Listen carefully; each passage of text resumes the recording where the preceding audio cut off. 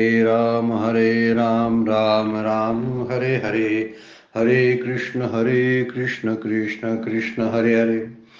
ब्रह्मानंदं परमसुखदं केवलं ज्ञानमूर्तिं द्वन्द्वातीतं गगनसद्तत्त्वमस्यादिलक्ष्यम् एकं नित्यं विमलम् अचलं सर्वधि साक्षिभूतं भावातीतं त्रिगुणरहितं सद्गुरुं तं नमामि। नमामि सद्गुरु शान्तं सच्चिदानन्दविग्रहं पूर्णब्रह्मपरानन्दईशम् आनन्दीवल्लभं सद्गुरु सच्चिदानन्दं केवलं करुणाकरं ज्ञानयोगेश्वरं वन्दे ज्ञानदेवा पुनः पुनः। अलंकापुरी पुण्यभूमि पवित्र तिथे नांदतो ज्ञानराजा सुपात्र तया ठविता महापुण्य राशी नमस्कार माझा सद्गुरु ज्ञानेश्वरांशी। सर्व संतांना वंदन, सद्गुरूंना वंदन, ज्ञानेश्वर माऊलींना वंदन, सर्व श्रोत्याला वंदन। आजच्या शिवगड अध्यात्म चॅरिटेबल ट्रस्टच्या नित्याच्या ज्ञानेश्वरीच्या उपासनेला आपण सुरुवात करतोय। 8व्या अध्यायातील 129 नंबरच्या ओळीपर्यंत चिंतन आपण पाहिलेलं होतं। माऊलींनी वर्णन करायला सुरुवात केलेली आहे आणि श्लोक आपण 8व्या अध्यायामध्ये श्लोक क्रमांक 14 वरती आपण भाष्य चालू आहे। अनन्यचेता सततं यो मां स्मरति नित्यशा तस्याहं सुलभ पार्थ नित्ययुक्तस्य योगिनाम। आणि त्यावरती भाष्य करताना माऊलींनी वर्णन केलेलं आहे की भक्ताचे अडलेपण जिथं असतं, त्याला जेव्हा संकट येतात, जेव्हा त्याला क्लेश होत असतात, तेव्हा त्याने जरी भक्ती केलेली नसेल तरी सुद्धा मी धावून जातो। मग भक्ती करणारे जे आहेत त्यांनी स्मरण करेपर्यंत मी वाट पाहत नाही, म्हणजे त्यांनी नाही स्मरण केलं तरी मी त्यांच्या देह प्रयाण काळी उपस्थित असतो, असं वर्णन केलेलं आहे। आणि भक्ताची आहे तीची दशा, तरी भक्तीचा सुसुख ऐसा म्हणून हा ध्वनी ऐसा न वाका नवा। जे सामान्य माणसाने त्यालाही मरणाच्या वेळी की क्लेश होतीलच, परंतु अनन्य भक्ती करणाऱ्या भक्ताला तसे क्लेश होऊन अंती धाव धाव म्हणण्याची दुर्दशा प्राप्त होत असेल तर भक्ती करण्याचा हव्यास का करावा, असा माऊलींनी प्रश्न 129 नंबरच्या ओळीमध्ये विचारलेला आहे। एक मोठी गॅरंटी आपल्याला ज्ञानेश्वर माऊली देतात, की म्हणतात की माझं स्मरण करायची सुद्धा गरज नाही, पण तो माझा अनन्य भक्त असला पाहिजे। जन्मभर त्यानं साधनेमध्ये राहिला पाहिजे, अन्य प्रपंचाच्या विचारातून आणि विषयाच्या चिंतनातून त्याला लक्ष काढून भगवंताच्या चरणी वाहिलं पाहिजे। असं जर असेल तर तो अनन्य भक्ताला माझं स्मरण मरणकाळी करायची काही गरज नाही, कारण माझ्या भक्ताचे अंतरंग मीच जाणत असतो आणि म्हणून मी त्याच्या शेवटच्या क्षणी तिथं उपस्थित असतो। कारण त्याचा शेवटचा क्षण हा बरेच वेळा आपण विचार करतो ना, काही मंडळी जी असतात आमंत्रणाची वाट पाहतात, काही मंडळी आमंत्रण न देता सुद्धा काही येणारे आहेत। आपण त्यामध्ये तुलना करतो, चुकून एखाद्याचं आमंत्रण पत्रिका द्यायची राहिली असेल म्हणून जवळची माणसं जी असतात ती स्वतःच येत असतात। हा मुद्दा जसा आहे ना व्यवहारामधला तसा आहे। आणि बरीचशी माणसं आमंत्रण पत्रिका दिली तरी अजून वेळेवर पोचली नाही अशी कारणं सांगून सुद्धा टाळत असतात। संसारामध्ये आणि भगवंताच्या परमात्म्याच्या या लीलेमध्ये हा फरक आहे, आपल्या लक्षात येतो की भगवंत न सांगता येत असतात, न सांगता सगळी कामं करत असतात, त्याला सांगावं लागत नाही। आणि म्हणूनच इथं वर्णन केलेलं आहे, ते ऋणवे पण देखुनी अंगी। ऋणवे पण म्हणजे त्या अनन्य भक्तीचा माझ्याकडे असलेला ऋणीपणा आहे, म्हणजे माझ्यावर त्याचं कर्ज आहे। ती अनन्य भक्ती ही भगवंतावरील कर्ज आहे असं माऊली बोलतात। ते ऋणवे पण देखुनी अंगी मी आपुलियाची उत्तीर्णत्वा लागी। मी स्वतःहून त्या ऋणातून मुक्त होण्याकरता, उत्तीर्णत्वा लागी म्हणजे त्यातून उत्तीर्ण होण्यासाठी, त्यातून मला माझं कर्ज हलकं करण्यासाठी भक्ताची या तनुत्यागी परिचर्या करी। तनुत्यागी म्हणजे शरीर त्याग करत असताना, आणि परिचर्या म्हणजे सेवा, म्हणजे मी भक्ताच्या देहत्यागाच्या वेळी मी त्याची सेवा करतो. का? त्याचं ते ऋणव्य देखून म्हणतात ते. म्हणजे 130 ओवी सुद्धा किती मोठी आश्वासनं दिलेली आहेत बघा. भक्ताचं माझ्यावरती कर्ज आहे असं भगवंत बोलतात. आणि ते कर्ज कसलं असतं? भक्तीचं असतं, उपासनेचं असतं, नाम साधनेचं असतं, श्रीगुरूंच्या सेवेचं असतं. आणि हे कर्ज हे केलेलं सगळं कुठेही वाया जात नाही. ही फार महत्वाची मुद्दा जिथं माऊली बोलतात. त्याच्यावरती ऋण पडतं भगवंतावरती. पण असं कधी झालंय का बघा? आम्ही मुलाबाळांसाठी काहीतरी केलं, मित्रमंडळीसाठी, नातलगांसाठी काय केलं, तर त्यांना कधी कर्ज वाटतंय का बघा? ती कर्ज फेडायला यायचं राहू दे, ते कर्ज सुद्धा वाटत नाही, एवढी कृतज्ञता लोकांच्याकडे आपल्याला बघायला मिळत नाही. हे सर्वसामान्य व्यवहारातलं, प्रपंचातलं उदाहरण आहे. आणि आपण तेच करत राहतो. कुणावरती कर्ज करतो, कुणाला मदत करतो, कुणावरती उपकार करतो? तर प्रपंचावरती उपकार करतो. प्रपंचाशी आपण अनन्य आहोत. त्यामुळं त्यातून मिळणारी जी प्राप्ती आहे ती काहीच नसते. कोण कर्ज फेडायला आपलं येतं? कोणच नाही. आता ज्यांना मी कर्ज दिलेलं आहे तो मृत्यूच्या समयी तरी मला भेटायला येईल काय? उदाहरण घेऊया आपण. तर तो उलट चुकवेल, म्हणणार चुकून मी जर समोर गेलो तर आता हा निघालाय, गेला तर बरं झालं, कर्जच तेवढं त्याला द्यायला लागत नाही, आपोआप ते कर्ज फिटते आणि त्याला काय द्यावंच लागणार नाही, असे म्हणणारे लोक आपल्याला बघायला मिळतात. भगवंत काय करतात? भगवंत कदाचित येणार नाही तिथं, पण त्याचं ऋण जे आहे ते ऋण फेडण्याचं काम मात्र करणारच. ते ऋणवे पुन्हा देखुनी अंगी मी आपुली याची उत्तीर्णता लागी. त्याच्यातून उत्तीर्ण होण्यासाठी भक्ताची या तनुत्यागी परिचर्या करे. त्या स्वतःच ऋणातून मुक्त होण्याकरता भक्ताच्या देहत्यागाच्या प्रसंगी त्याची मी सेवा करतो. म्हणजे भक्तानं स्मरण केल्यानंतर जावे आणि मी मदत करावी, त्या उपकाराचं तेवढं ओझं सुद्धा त्याला सहन होत नाही. म्हणून सण म्हणजे ते उपकार फार मोठं मानतो. माझं नाम घेतलं होतं त्यानं, कधी काळी त्यानं माझं नाम घेतलं होतं आणि आता तो निश्चित मूर्छेत पडलेला आहे, त्याला हालचाल करता येत नाही, अनेक क्लेश त्याच्या देहाला व्हायला लागलेले आहेत. हे बघून भगवंत धावत येतात आणि न स्मरण करता, बरं का, म्हणजे भक्तानं स्मरण केल्यानंतर मी जावं असं मदत करावी वरच्या ओवीमध्ये आपण पाहिलंय, हे नाहीच. पण त्याच्या उपकाराचं तेवढं ओझं सुद्धा मला सहन होत नाही. तुकोबा काय म्हणतात? भक्त समागमे सर्व भावे हरी, सर्व काम करी न सांगता. न सांगता त्याचं काम करत असतो. आणि सांगून काम करणारे, सांगून सुद्धा काम न करणारे, काही प्रकार आहेत ना माणसांचे. काही सांगून सुद्धा काम करत नाही, काही सांगून करतात मध्यम प्रकारचे, आणि काही न सांगता करतात. आता हे न सांगता करणं फार मोठी गोष्ट आहे ना. त्याला म्हणायचं उपकार, कृतज्ञता म्हणायची असते. ही कृतज्ञता भगवंताखेरीज, संतांच्या खेरीज कुठंही बघायला मिळत नाही. आपण त्याचा विचार फार अगदी अगदी खोलात जाऊन करायला पाहिजे. जर असा प्रपंचाला आपण ओळखून ठेवला ना, तर प्रपंचाचा नाद आपण सोडायला मागं पुढं पाहणार नाही. गोष्ट लक्षात ठेवणे गरजेचं आहे. आपल्याला प्रपंच आवडतो कारण प्रपंचातून काहीतरी मिळतं असं वाटत असतं, पण शेवटच्या क्षणाला प्रपंच गद्दारी करतो. प्रपंच या शब्दाचा अर्थ आहे माझी सगळी स्थावर प्रॉपर्टी, स्थावर जंगम काय असलेले सगळं माझं जे आहे ते संपत्ती, धनसंपत्ती, लोकांची मिळवलेली संपत्ती, या सगळ्या गोष्टी इथंच राहून जातात. त्यामुळं जे माझ्याबरोबर विचार करायला लावणारी जी गोष्ट आहे ती माझ्याबरोबर येणारी आहे.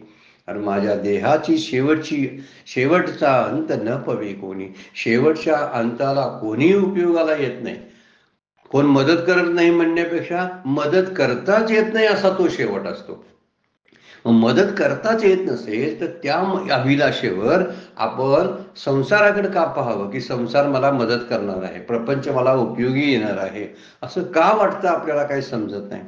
भगवंतच खरा मत्तेला येतो असं माऊली इथं सांगतात. ते ऋणवे पण देखून अंगी, म्हणून भक्त समागमे सर्व भावे खरी, सर्व काम करी न सांगता, असं वर्णन करतात. तुकोबांचं एक फार सुंदर एक अभंग आहे, श्री पंढरीशा पतित पावना, अशी त्याची सुरुवात आहे. प्रत्यक्षात तुम्ही जाऊन बघा, आपल्याला त्याचा सगळ्या अभंगाचा बोध इथे घ्यायचा नाही. श्री पंढरीशा पतित पावना अशी सुरुवात आहे. त्यामध्ये ते म्हणतात, न सांगता ही कळे अंतरीचे गुज, आता तुझी लाज तुझ देवा. तुला न सांगता सुद्धा अंतरीचं कळत असतं.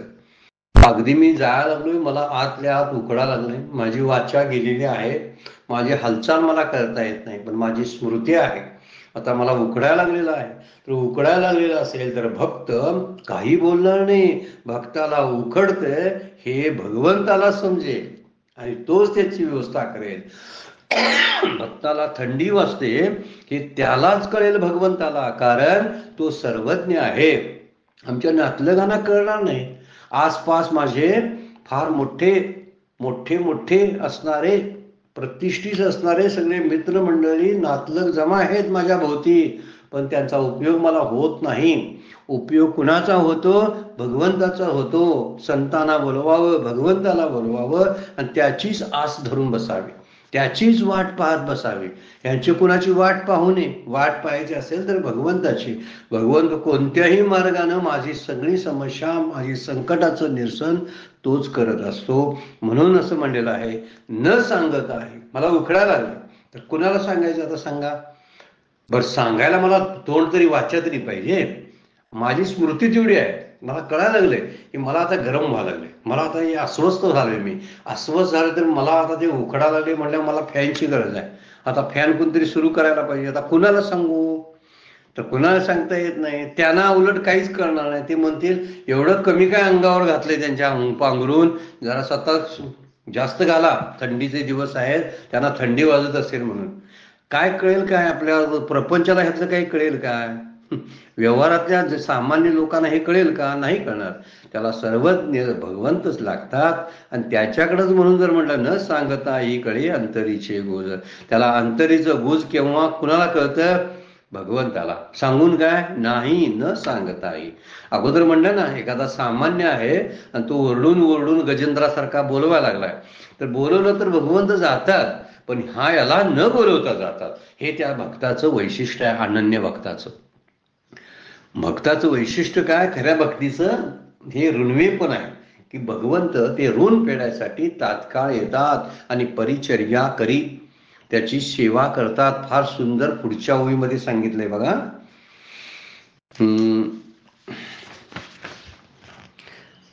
मध्ये आपली 130 नंबरच्या ओळीचा विचार आपण बघितला बघा. तेही जे वेळी मी स्मरावा, ते वेळी स्मरिला की पावावा, तो आभारही जीवा सावेची ना. माऊली काय म्हणतात?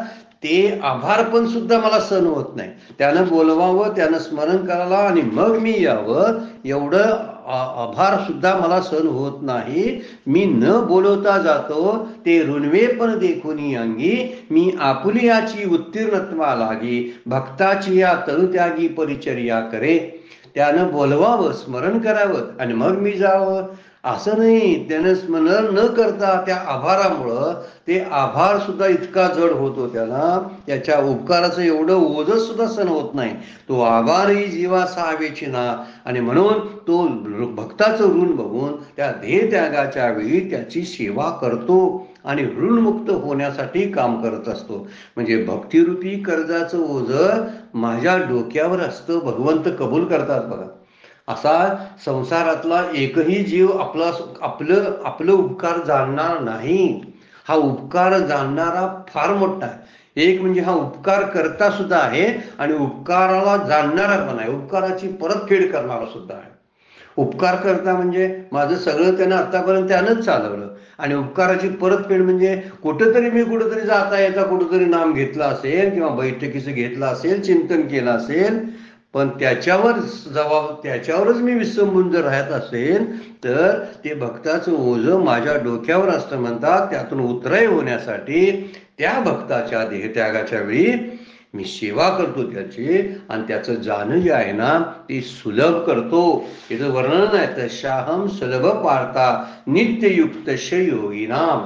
शेवटची जी ओळ आहे ना, दुसरी ओळ त्या श्लोकामधली, त्याचं चिंतन या ओळीमधून मांडलेलं आहे बघा. 131 नंबरच्या ओळीमध्ये म्हणतात की भक्ताने देवाला सर्व अर्पण करून तो अनन्य होतो. आणि अनन्य झाल्यामुळं आता त्याच्याकडे काय नाही, आता करायची जबाबदारी भगवंत म्हणतात माझी आहे, मी त्याला शेवटच्या क्षणाला ते देत असतो. भगवंत म्हणतात, प्रभू रामचंद्र हनुमंतरायाला म्हणतात, हनुमंता मला तुझ्या ऋणातच राहायला बरं वाटतं, कारण तुझं ऋण फिटणं शक्य नाही. स्वतः भगवंत म्हणतात, म्हणजे भगवंताला सुद्धा ऋणवे पण आहे, ऋणाची जबाबदारी असते असं कबूल करणारा आणि योग्य वेळी येऊन फेडणारा असा दुसरा कोण आहे काय सांगा बघू. एक साधं आहे, साधी गोष्ट आहे. एखादं काय काय केल्यानंतर एखादं काहीतरी छोटंसं केलेलं असतं, तेवढ्यासाठी भगवंत धावून येत असतात. द्रौपदीचं उदाहरण आहे ना, द्रौपदीनं काय केलेलं आहे, तर भगवंताच्या बोटाला जखम झाली आणि भळ रक्त यायला लागले आणि नारद आले. नारदांची परीक्षाच नारदाने घेतलेली आहे. सुभद्रा बहीण आहे, भगवंताची बहीण, श्रीकृष्णाची बहीण आहे, आणि द्रौपदी ही मानलेली बहीण आहे. पण मानलेल्या बहिणीनंच ते बोट बांधण्यासाठी स्वतःच्या अंगावरली भरजरी पैठणी फाडून टाकली आणि त्याचं कापड तुकडा भगवंताच्या बोटाला बांधला. आणि सुभद्रा म्हणली, माझ्या अंगावर एवढं भरजरी कापड आहे, आता मी कसं फाडू त्यातलं, असं तिला वाटलं. पाठची बहीण होती.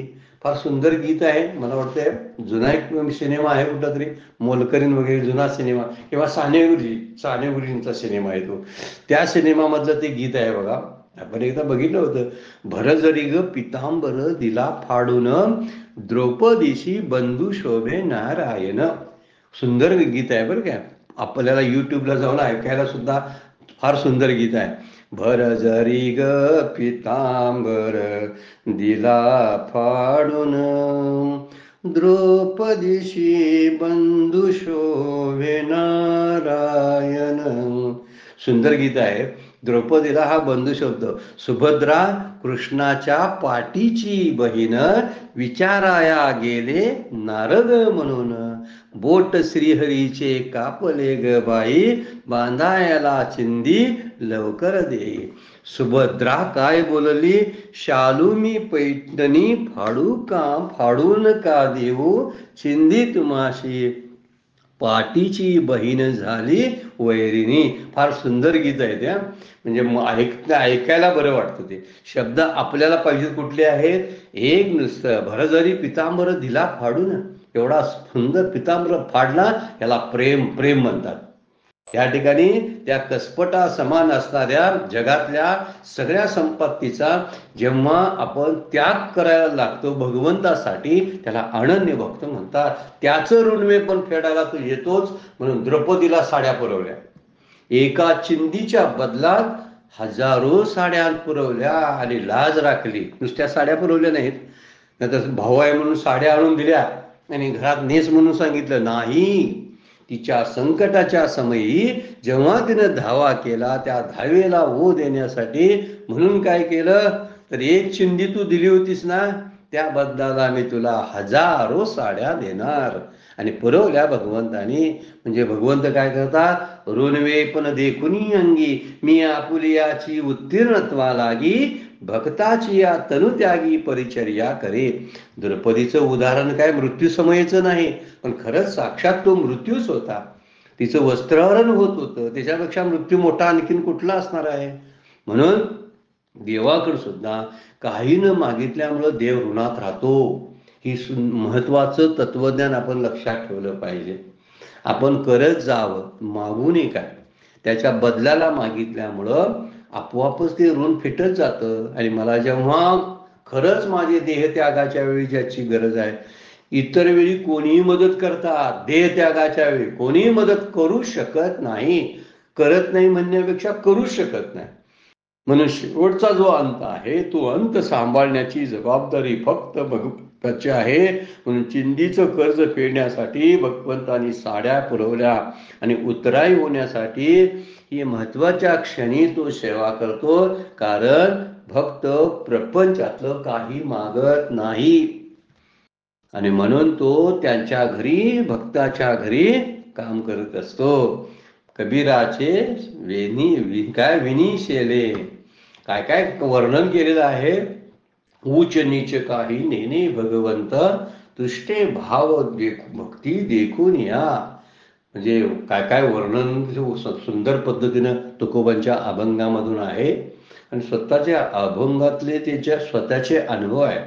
अभंग म्हणजे ते कवी बनण्यासाठी त्यांनी गाथेतले अभंग लिहिलेले नाहीत, तर त्यांना आलेली उत्स्फूर्त जे अनुभवातले जे काही गोष्टी आहेत त्या सगळ्या त्यांनी त्या तुकोबांनी गाथेमध्ये आपल्या अभंगाच्या द्वारे मांडलेले आहेत. असो, जर भगवंताला एवढं थोडंसं दिलं तर त्याच्या बदल्याला तो 1000 पटीनं आपल्याला देत असतो. फक्त आपल्या लक्षात येत नाही ते. म्हणून आपण भगवंतावर उपकार करावेत. आता भगवंतावर उपकार करता येत नाहीत, पण तो मानतोय ना माझ्यावर उपकार झाले त्याचे. कारण त्या मी कसा तरी उत्तराय हो त्याच्या ह्याच्यातून. मला तरी उत्तराय होता येते का सांगा बघू? नाही. मला जन्माला घातलं भगवंतानं, ही दुनिया दाखवलेली आहे.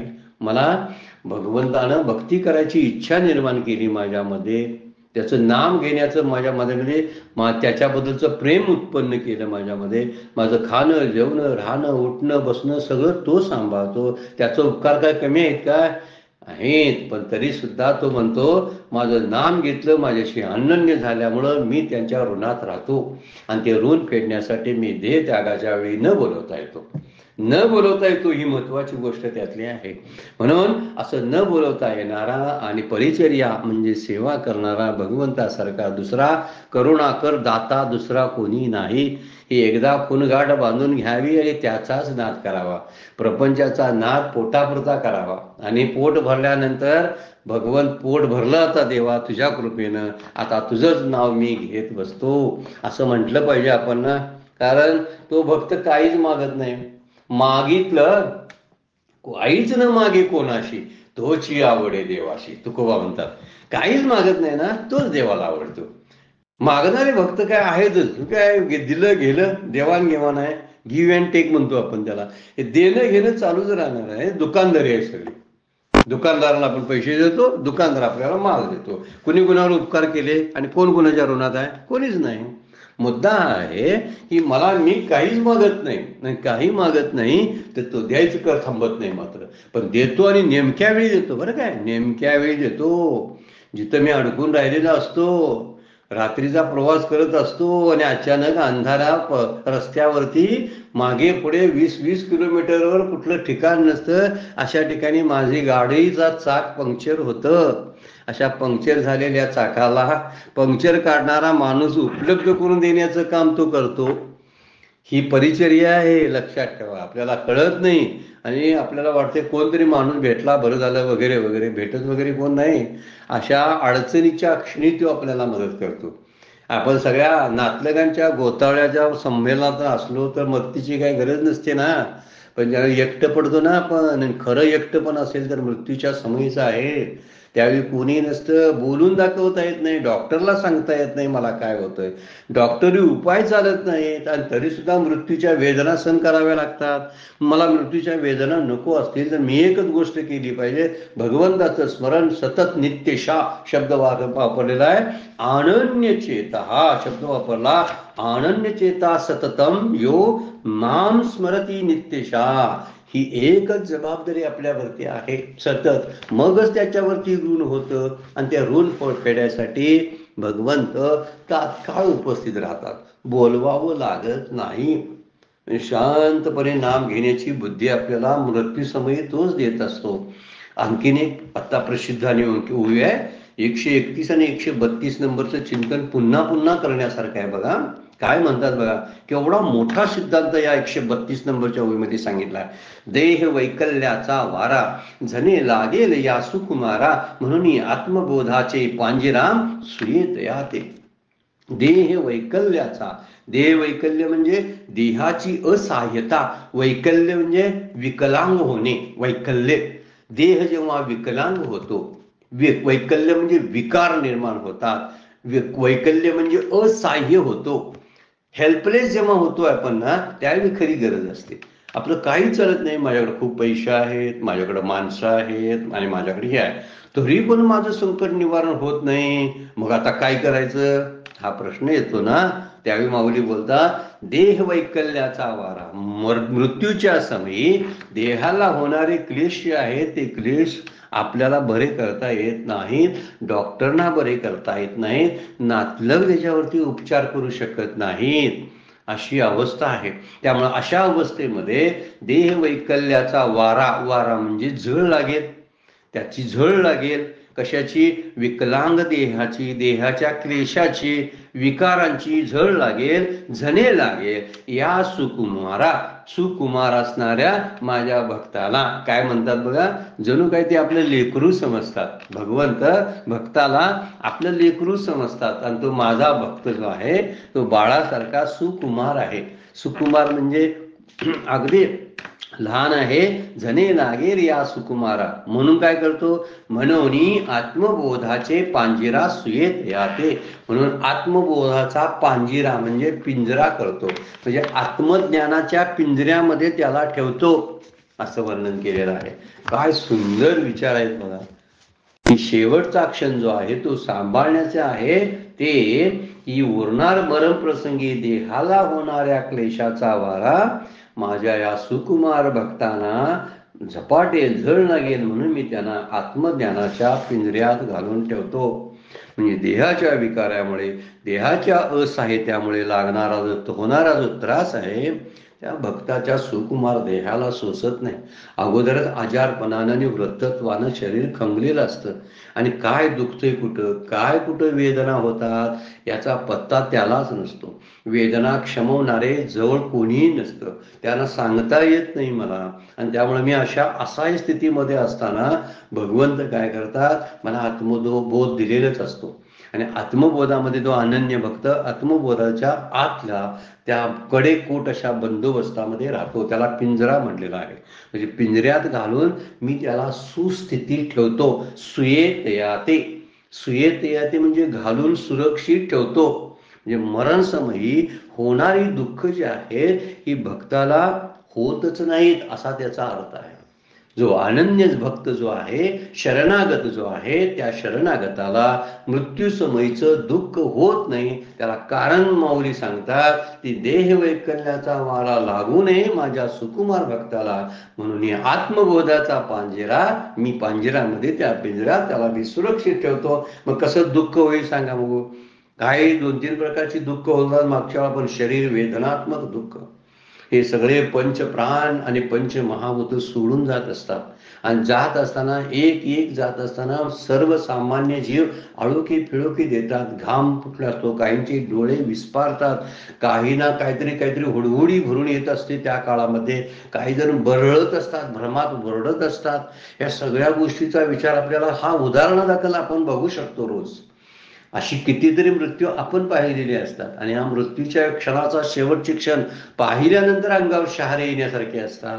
मग ही शरीर वेदनात्मक दुःख त्या माणसाला भोगावंच लागतं, आणि शरीर आहे भोगावंच लागतं. आप्त स्वकीयांचा मोह असतो. समोर बसलेले असतात, डोळे उघडून मी त्यांच्याकडे पाहत असतो, बाकी मी त्यांच्याशी बोलू शकत नाही, त्यांचं मला काय ऐकू येत नाही. ऐकू आलं तर ते ऐकण्यासारखं नसतं, बोलायचं इच्छा झाली तर जीभ जड झालेली असते. अशा स्थितीमध्ये मी नुसता त्यांच्याकडे पाहतो आणि रडत असतो, कारण मला काहीतरी सांगायचं असतं शेवटच्या क्षणाला. किती वाईट वाटत असेल बघा, या आप्त स्वकीयांचा मोह जो आहे तो किती वाईट आहे. तो त्या किंवा भावी चिंता असतात, कसं होते माझं आता, मी मेल्यानंतर इथं लोकांचं कसं होईल, माझ्या मुलांचं कसं होईल, थोडं बहुत काय होतं ते मी काही सांगितलं नाही त्यांना, कुठं कुठं काय काय आहे ते मला त्यांना कळवता आलं नाही, मी आता तसाच निघालोय. अशा अनेक प्रकारच्या चिंतेनं ग्रस्त झालेले, क्लेशानं व्यापलेले आणि आप्त स्वकीयांच्या मोहामध्ये गुंतलेलं हा जीव जो असतो तडपडत असतो. मग अशा तडपडणाऱ्या जीवाला भगवंत म्हणतात, मी तडपडू देत नाही. कुणाला? माझा जर अनन्य भक्त असेल तर त्या भक्ताला आत्मज्ञान देतो, आणि आत्मज्ञानाच्या पिंजऱ्यामध्ये, आत्मबोधाच्या पिंजऱ्यामध्ये मी त्याला ठेवतो. कारण शेवटी काय असतं, कोणीतरी येत असतो. गुरु सेवा उपयोगाला येते, संत सेवा उपयोगाला येते. संत येतात, सद्गुरू येतात, आणि सद्गुरू येऊन शेवटची गाठच सोडवावी लागते. या देहापासून हा सूक्ष्म देह बाजूला काढायचा असतो, आणि या सूक्ष्म देहाला जर चांगल्या हातात जर पडला माझा सूक्ष्मदेह तर त्याला चांगली गती प्राप्त होते. म्हणून सूक्ष्मदेह चांगल्या हातात पडला पाहिजे. स्थूल देह कुणाच्या हातात पडतो याला काही किंमतच नाही. काय ते कोल्ह्या कुत्र्याने त्याचं विल्हेवाट लावली यालाही अर्थ नाही, कारण तो जडच आहे. खरी गोष्ट आहे ती सूक्ष्मदेहाची. असा सूक्ष्मदेहाची गाठ सोडवण्याचं काम सद्गुरू किंवा संत किंवा भगवंत करत असतात. जर मी अनन्य भावानं त्यांची सेवा केली असेल तर ते येतात. गुरु वैराग्याचे मूळ गुरु सोडवी तात्काळ गाठ लिंग देहाची. माऊलींचा अभंग आहे गाथेमध्ये माऊलींच्या. तिथे म्हणतात गुरु परब्रह्म केवळ गुरु सोडवी तात्काळ गाठ लिंग देहाची. गुरु वैराग्याचे मूळ गुरु परब्रह्म केवळ गुरु सोडवी तात्काळ गाठ लिंग देहाची. अशी लिंग देहाची गाठ सोडवण्याचं काम, सूक्ष्म देहाची गाठ सोडवण्याचं काम म्हणजे सुस्थितीत त्याला ठेवण्याचं काम संत सद्गुरू भगवंत करत असतात. कारण स्थूल देहाने तो संसारापासून अगोदर सुटलेला असतो. आता राहिलाय ना सूक्ष्मदेह, तो सूक्ष्मदेहाला सोडवावा लागतो. जसं बाई आपली बाळाला जशी आई काय करते, थंडी लागू नये किंवा ऊन लागू नये म्हणून कशी पदराखाली घेते ना, तसे हे आत्मबोधाचा पांजरा सुयात येते. तसा भगवंत त्या भक्ताला बरोबर शांतपणे झाकून ठेवतो. त्याला कुणाचाही वारा लागू नये. कुणाकुणाचा वारा लागतो? शरीराच्या वेदना, होणाऱ्या वेदना या कुणालाही चुकवता येत नाहीत बरं काय.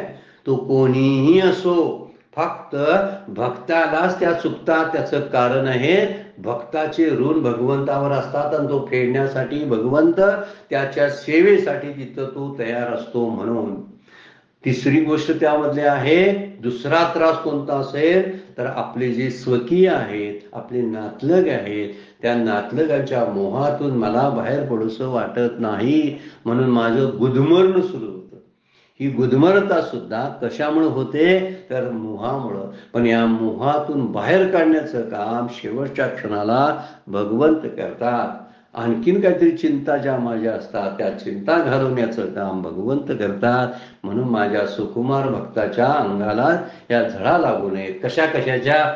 शरीराच्या क्लेशाच्या, मानसिक त्रासाच्या, आणखीन आप्तस्वकीयाच्या मोहाच्या, भविष्याच्या चिंतेचा वारा लागू नये म्हणून. देह वैकल्याचा वारा म्हणजे नुसताच देह नाही, त्या देहाबरोबर असणाऱ्या दुसऱ्या गोष्टी आहेत ना. मी नेहमी आसक्तीमध्ये जैसे भ्रमरभेदी कोडे भलतची काष्ट कोरडे परी कळिके माझी सापडी कोवळी ते उत्तीर्ण होईल प्राणी परी ते कमळदळ छिरू नये असे कठीण कोवळे पण स्नेह देखा. मोहाचं आणि आसक्तीचं वर्णन पहिल्या अध्यायामध्ये माऊली करतात भुंग्याचं उदाहरण देऊन. असा भुंगा त्या कळीच्या मोहामध्ये आणि प्रेमामध्ये अडकून राहतो आणि गुदमरून जातो. ते गुदमरणं होत नाही अनन्य भक्ताला. म्हणून अनन्य भक्त कोणाला म्हणायचं? ज्यानं त्याला सांभाळला, ज्यानं आपला मित्र करून घेतला देवाला आणि सतत त्याच्याच अनुसंधानामध्ये राहतो. तो त्याच्याशीच बोलतो, सुख दुःख त्याच्यावरच सांगतो, निंदास्तुती त्याचीच करतो, रुजतो त्याच्यावरतीच. याला म्हणायचा अनन्य भक्त. त्यानं दुसऱ्याला कोण माणसं त्याच्यासाठी समोर नसतात असा तो असतो आणि त्याला सगळं कळत असतं. भगवंताला काय कळत नाही असं नाही. त्यामुळं बाळाला जशी आई संगोपन करत असते तसा सुकुमार देहाच्या, सुकुमार शब्द त्या बाळासाठी असा वापरलेला आहे बाळाच्या अर्थानं. लहान बाळाला जसं सांभाळावं लागतं ना तसं सुकुमार ज्या भक्ताला, अनन्य झालेल्या भक्ताला भगवंताला सांभाळावं लागतं. आणि भगवंत त्या भक्ताला आत्मबोध रूपी असं बळकट असणाऱ्या पिंजऱ्यामध्ये ठेवतात, ज्याच्यावर कुणाचा संसार, तिथं संसार पोचूच शकत नाही. प्रकृतीचे हल्ले तिथपर्यंत जात नाही, कोणताही वैरी तिथपर्यंत पोचू शकत नाही. असा जो असणारा तो पिंजरा आहे. त्यामुळे देहबोध रूपी वारा त्याला त्रास देत नाही, कारण आत्मबोध रूपी पिंजरात केल्यामुळं. थोडक्यात अर्थ त्याचा कसा होतो? देहबोधरूपी जो देहात तादात्म्य जे असतं त्या तादात्म्यामुळे त्रास होत असतो, पण त्यानं तादात्म्य अगोदर सोडलेलं असतं आणि म्हणून भगवंत त्याला आत्मबोधारूपी पिंजऱ्यामध्ये ठेवतात. आणि आत्मबोधाच्या पिंजऱ्यामध्ये त्याला देहाचा त्रास होत नाही. आजही आपण आत्मचिंतनामध्ये असो तर आपल्याला देहाचा त्रास होत नाही. मागच्या वेळा ओवील माऊलींची क्षुधा, तृषा ह्या गोष्टी त्या भक्ताला जाणवतच नाही. मग अन्य इंद्रियांचा तो विचारच करत नाही.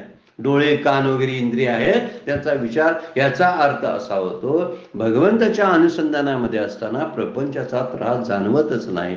म्हणून देह सोडताना त्यावेळी त्याला देहाचा त्रास होत नाही, कारण तो आत्मज्ञान रूपी पिंजऱ्यामध्ये असतो. इथं पिंजरा हा शब्द जो आहे ना, हे सुरक्षित ठिकाण या अर्थानं वापरलेला आहे. त्यामुळे दृढ आत्मबोधाने देहाचे क्लेश होतच नाहीत. जीवनमुक्त अवस्थेमध्ये सुद्धा ही स्थिती आहे. जे जीवनमुक्ती अवस्थेमध्ये ती देहाला आपला देह असं समजतच नाहीत, आणि समजत नसल्यामुळं त्या देहाला होणारे काही क्लेश, कोणी त्याचा अपमान केला, कोणी काय म्हटलं तर त्यांना त्याच्यावरती विचार चिंतनच करत नाहीत, आणि म्हणून ते आनंदामध्ये सतत राहतात. इथं सुद्धा भगवंत त्याला आत्मबोध देतात आणि या संसाराच्या त्रासापर्यंत त्यांना जाऊच देत नाहीत. म्हणून मी देह नाही तर त्याचा बोधच झालेला असतो. मी देह नाही तर नित्य असा शुद्ध असणारा मुक्त असणारा आत्मा मी आहे, असा बोध हाच आत्मबोध असतो. आणि अशा विचाराला पिंजरा म्हणलेला आहे. कोणता विचार? मी देह नाही, मी तर नित्य शुद्ध मुक्त आत्मा आहे, हा विचार जो आहे हा विचारच पिंजरा तयार करतो.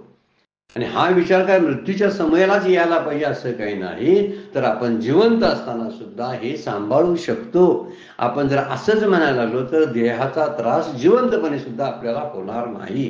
जो होतोय आता ना काही गोष्टीमध्ये तो होणार नाही. म्हणजे ज्याला आध्यात्मिक ताप म्हणतात, ज्याला अधिदैविक किंवा अधिभौतिक ताप म्हणतात, हे कुठलेही ताप होणार नाही जर मी देह नाही तर नित्य शुद्ध मुक्त आत्मा आहे असं समजायला लागलो. तर मरणाची भीती जाते आणि स्तुती निंदेचे सुद्धा त्रास होत नाही, किंवा शरीराला होणारे रोगांचे त्रास सुद्धा त्याला जाणवत नाहीत. यातून तो बाहेर पडलेला असतो. तुका म्हणे तुम्ही ऐकावं भाव, आम्ही हो अतीत देहाहुनी, असा तो बोलत असतो. आमचं जरा ऐका, तुकाराम महाराज म्हणतात, आम्ही हो अतीत देहाहुनी, देहाच्या पलीकडे आम्ही जातो. देहाच्या पलीकडे गेलेला ना देहाचा त्रास कसा होईल सांगा. देहात असतात ते वर्तत असते देही, परी देही ना माझ्या ठाई, असं माऊली बोलतात.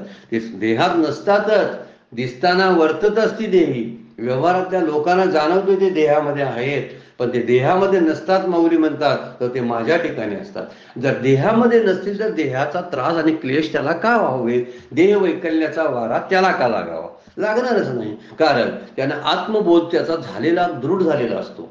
आणि आत्मबोधामुळे इतका पक्का आत्मबोध असतो की देह खरा असं वाटतच नाही कोणी सांगितलं तरी. जसा आत्ता आमची समजूत आहे ना, देह तेवढा खरा, आत्म्याबद्दलची अजून शंका, मी ब्रह्म आहे म्हणताना थोडासा आपल्याला जडपणा येतो, पण देह आहे म्हणताना किती साहजिक असतं, सगळं सहज आहे, स्वाभाविक आहे, मला म्हणावं सुद्धा लागत नाही, इतकी माझी आतून खात्री आहे. न म्हणता मला माहिती आहे मी देहरूप आहे, इतका सहजता त्यामध्ये आहे. एवढी सहजता मी ब्रह्मरूप आहे मध्ये यावी लागते, त्यावेळी आत्मबोधाचा पांजिरा तयार होतो. म्हणून भक्त हा देहातीत होतो. आम्ही हो अतीत देहाहुनी, असं तुकोबा म्हणतात. भक्त देहातीत होतो, त्यामुळं त्याला मृत्यूचं दुःख राहत नाही. म्हणजे मृत्यूचं दुःख संपून जातं, म्हणजे राहतच नाही, होतच नाही. पण माऊलीने वर्णन करताना अगदी उच्च दर्जाचं तत्वज्ञान आणि केवढं मोठ्या सांत्वनपर शब्द आहेत बघा. उपदेश तर आहेतच त्यामध्ये, पण सांत्वन केलं की घाबरू नका, माझ्याशी अनन्य राहा. संसाराशी जेवढं आता अनन्य राहता तेवढं माझ्याशी अनन्य राहा, असं माऊलींचं सांगणं आहे. देह वैकल्याचा वारा झणे लागेल या सुकुमारा, म्हणून आत्मबोधाचा पांजिरा सुयेत याते. वरी आपली या स्मरणाची वायरी, हाव हिव ऐशी करी सावली, ऐशेनी नित्य बुद्धी संचली मी आणि ते याते.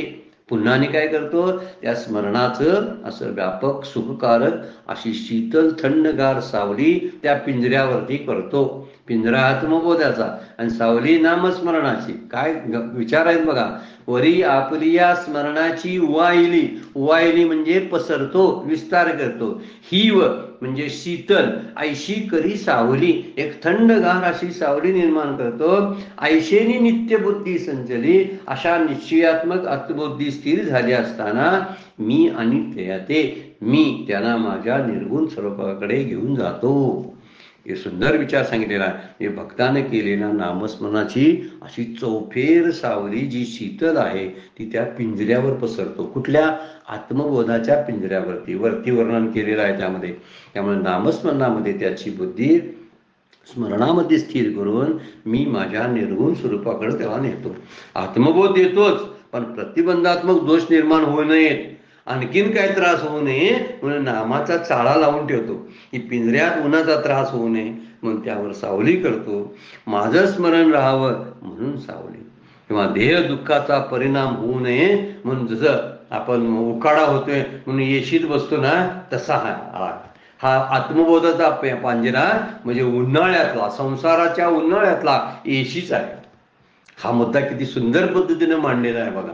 हा जो आत्मबोधाचा पांजरा आहे जणू काय थंड हवेचं ठिकाण आहे. उन्हाळ्यातलं थंड हवेचं ठिकाण म्हणजे किती शीतलता त्यामध्ये असेल. ती कोणती शीतलता? तर नामस्मरण त्याच्या मनामध्ये भरवतात आणि दृढ बुद्धीद्वारा त्याला स्मृती पण देतात. सगळ्यात कठीण गोष्ट कोणती असेल तर स्मृती शिल्लक राहत नाही. स्मृती शिल्लक असेल तरच आपण भगवंताचा विचार चिंतन करू शकतो. नाम घेण्याची बुद्धी ते अखंड चालवण्याचं काम ते भगवंतच करतात स्मृती देऊन. म्हणून परीक्षिताला सुद्धा भागवतामध्ये सुंदर उदाहरण आहे बघा. परीक्षिताला 7 दिवस तो तक्षक नागाकडून त्याचा मृत्यू आहे असं ऋषीने शापच दिलेला आहे. आता त्या शापातून निवृत्त व्हायला दुसरी जागाच काही नाही, एकच आहे भगवत नाम, सतत त्याचं स्मरण आणि त्याचं श्रवण करणे.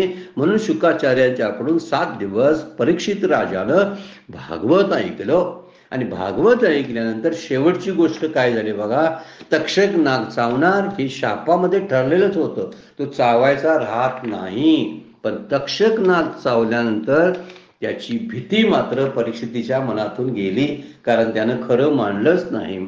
आणि त्याने दिलेला त्या तक्षक नागानं शेवटी दंश केला, पण त्या दंशाच्या वेदना त्याला झाल्या नाहीत. मग चावेना का? काय हरकत आहे सांगा बघू. ह्या संसारातली कितीतरी संकट येणार का? आत्मबोधाच्या पिंजऱ्यात जर आपण राहिलो तर बिघडलं कुठं सांगा. आणि नामस्मरणाची शांत अशी सावली आहे त्या पिंजऱ्यावरती. शांतपणे नाम घेत राहिलो.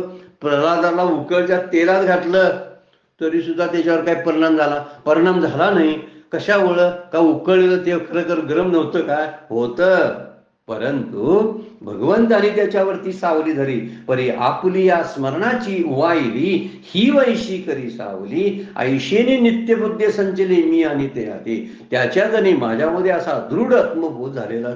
त्याच्यात माझ्यात असं एक डील आहे आणि ते डील आम्ही केलेलं असतं अगोदर. आणि त्यामुळे मी तिथं त्याला तसं करत असतो. त्यामुळे त्याला वेदना होत नाही. मीराबाईसाठी घेतो विष प्याला. विष प्याल्यानंतर मीराबाईला वेदना झाल्या नाहीत का? त्याला लागलं होतं मी विष पित नाही तर मी आता भगवंताशी एकरूप व्हायला लागलेलो आहे. मग त्या विषाचा परिणाम कशाला जाणवेल? तक्षक नागाच्या दंशाचा परिणाम का जाणवेल? किंवा उकळत्या तेलाचा प्रल्हादाला का त्रास होईल सांगा बघू? होणारच नाही. म्हणून भगवंत त्याच्या घरात परिचर्या करतो, त्याच्या ऋणातून मुक्त होण्याचा प्रयत्न करतो, त्याला पांजरा देतो आणि देह वैकल्याचा वारा आणि झळ लागू देत नाही.